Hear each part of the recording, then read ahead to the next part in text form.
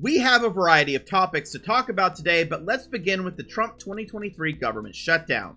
Donald Trump is calling for a shutdown of the government because he falsely believes this will somehow help him in stopping the court cases against him. People like Matt Gaetz are also pushing this misinformation by Donald Trump. Matt Gaetz is one of the handful of Republicans that are preventing the Republican Party from coming up with any sort of a spending bill for the government, and now are also preventing the spending and the covering of the U.S. military. Now, with that being said, it is important to note yet again that a government shutdown does not stop the prosecution of Donald Trump, J6 defendants, and more. It will impact things like FEMA and things the American citizens need.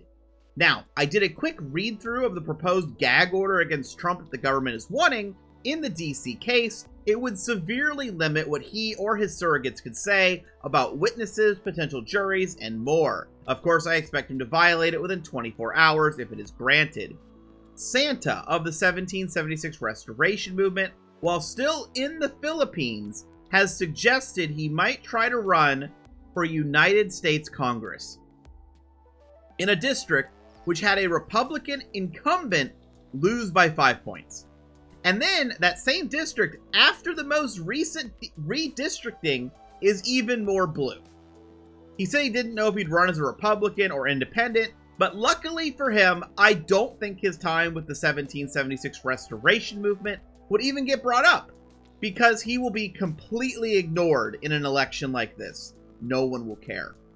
Golden Chariot has made a live stream of him on the side of a road in Ohio raging about feminism, so things are kind of going as expected there.